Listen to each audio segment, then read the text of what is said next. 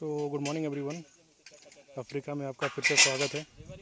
और ये देखिए, ये बहुत सारे लोग जानते होंगे, इसको अमरूद बोलते हैं। अमरूद गुआवा भी बोलते हैं, पेरू भी बोलते हैं बहुत जगह।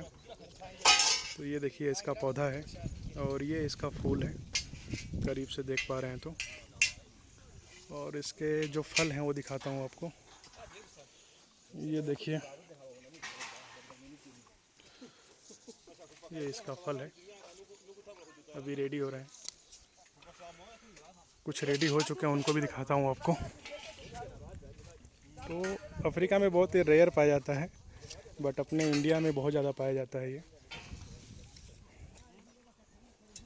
ये देखिए, छोटे छोटे ये फल को फूल, जो फूल से फल बन रहा है, ये भी देख सकते हैं आप। तो ये देखिए, माशाल्लाह माशाल्लाह।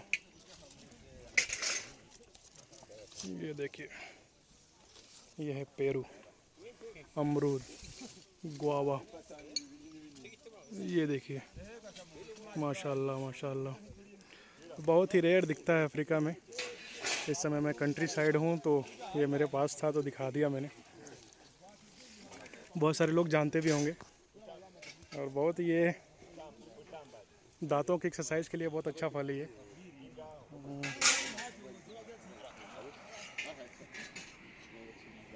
और ये आप देख पा रहे हैं चारों तरफ लैंडस्केप। इसका पौधा कुछ ऐसा होता है। ये है इसका पौधा।